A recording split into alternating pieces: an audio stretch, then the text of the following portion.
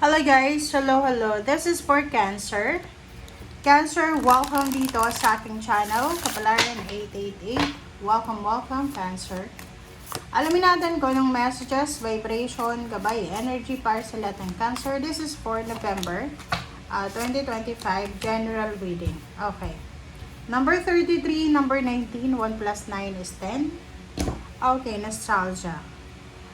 Wow.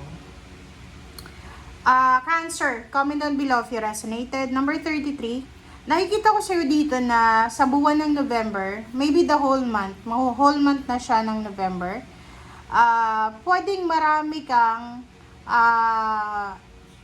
kumbaga, maaalala from your past. Kumbaga, etong November na to, eto yung buwan na marami kang, kumbaga, maaalala tungkol sa masasaya, hindi masasayang nangyari sa buhay mo sa nakaraan.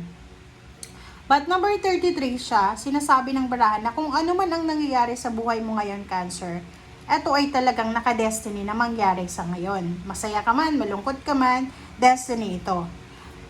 Sinasabi ng barahan na instead na mag-focus ka sa past mo, kailangan mo na daw na mag-move on, kailangan mo na daw na mag-focus sa kasalukuyan. Okay? Number 1910, sinasabi ng barahan na para maiwasan mo yung negativity, yung palaging pag-iisip ng negative, ng toxicity, yung palaging pag-iisip ng mga past pain, heartaches. Kasi kung makikita mo dito, ang dilim parang ang bigat ng mga pasanin mo. Ang dami mong baggages. Marami kang hinanakit sa buhay. Marami kang daladalang negative. And if you will notice, parang sobrang negative ka minsan, okay? So, surround yourself with love. Kumbaga, kailangan nating hanapin or kailangan nating minsan alamin din natin kasi minsan sa human, 'di ba? Hindi naman tayo perfect na palagi tayong tama, palagi tayong nasa tamang direksyon kasi minsan tayo yung toxic 'di ba? Like halimbawa sinasabi natin, yung kamag-anak natin toxic sila, yung katrabaho, kaibigan, but minsan tayo yung toxic So from time to time, make sure na mag-realize din tayo, mag-meditate din tayo kung may mali ba tayo or palagi ba tayong tama or palagi ba tayong mali. So yun. And surround yourself with love. So as much as possible, iwasan mo yung toxic, iwasan mo yung negative kasi wala kang makukuha sa ganyan Okay? Pag masyado kang nakafocus sa negativity and toxicity and sa faults ng mga tao sa paligid mo. Like, parang lahat napapansin natin yung pagkakamali ng mga tao sa paligid natin. Hindi tayo magiging masaya kasi magiging fault finder tayo. Pag sinabing fault finder yung isang taong to, hindi siya kontento Kasi parang siyang machine, parang perfectionist siya na lahat dapat is perfecto. Which is walang ganon dito sa mundo. 'Di ba? So, yun. Hanapin mo kung sino yung taong pwedeng magdala sa'yo ng pagmamahal. And, alam mo ako, parang eto lang point of view ko lang kasi related yan sa'yo. Ako, pag alam ko na yung mga taong nakapaligid sa akin is toxic, halimbawa may problema ako sa pamilya ko, or sa asawa ko, or sa boyfriend, girlfriend, or sa katrabaho. Tapos, sinabi ko yun sa isang tao. Itong taong to, instead na ayusin niya or bigyan niya ako ng magandang advice, parang ipupush niya pa yung limit ko, iti-trigger niya pa ako na mas lalo akong magalit. Pag ganun, marirealize ko yun ang taong to ay toxic sa akin. So, kailangan ko siyang iwasan. Kasi hindi siya makakatulong sa akin Lalo na, alam mo, pag galit tayo, dapat hanapin natin yung mga taong kalmado. Pag galit tayo, pag meron tayong mga negative na nararamdaman, hanapin natin yung tao na magbibigay sa atin ng advice para kumalma. Hindi yung taong magbibigay sa atin ng advice para mas lalo tayong magalit. Okay? So, yun.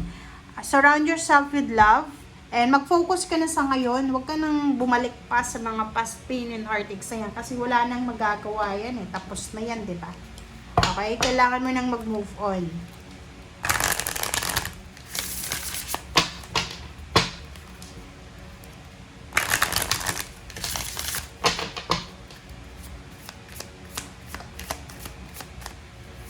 Alright, so Cancer.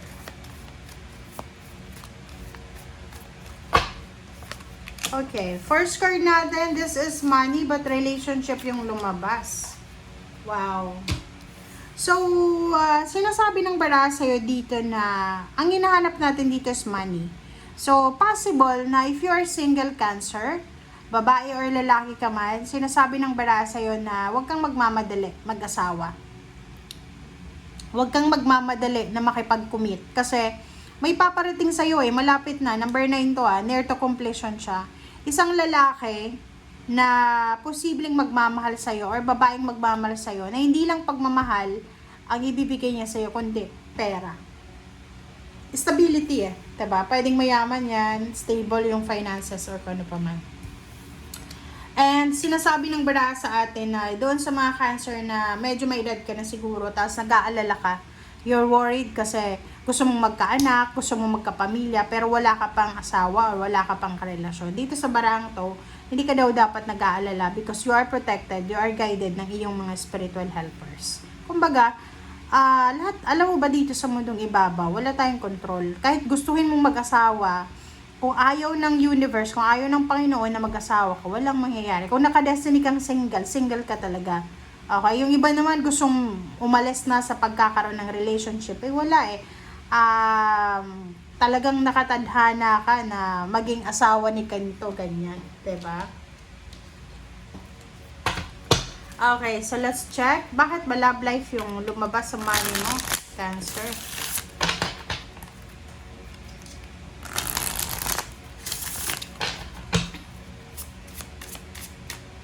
Alright.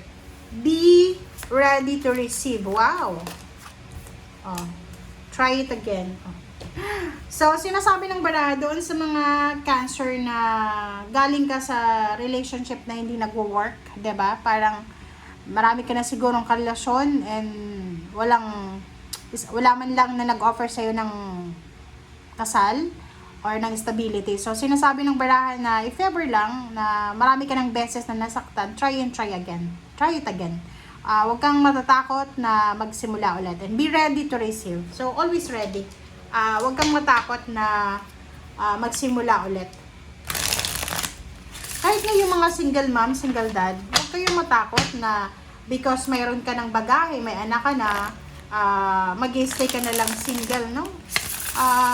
The universe is sometimes binibigyan tayo ng choices na kailangan yung choices na yon maging matalino tayo. Okay? Queen of OMG. Diba? So, kung makikita mo dito, Cancer, meron ka na posibleng pinaplano or meron kang plano na posibleng matatapos na siya. Halimbawa, trabaho to pwedeng matapos na yung trabaho ito. Malapit ka na bang mag-retire? Paki-comment nga sa comment section. Kasi pwedeng ikaw ay malapit ka nang mag-retire. Sinasabi ng bara, pwedeng makatanggap ka ng retirement, payment, payouts, or last payment siya. And yung iba naman sa inyo dito, yun, possible kang makatanggap ng salary increase, higher position, contract signing. There's a good news about, ang dami mong isi-celebrate dito Tingnan mo siya. Halimbawa dito, kung retired ka na, makakatanggap ka ng maraming pera, lump sum.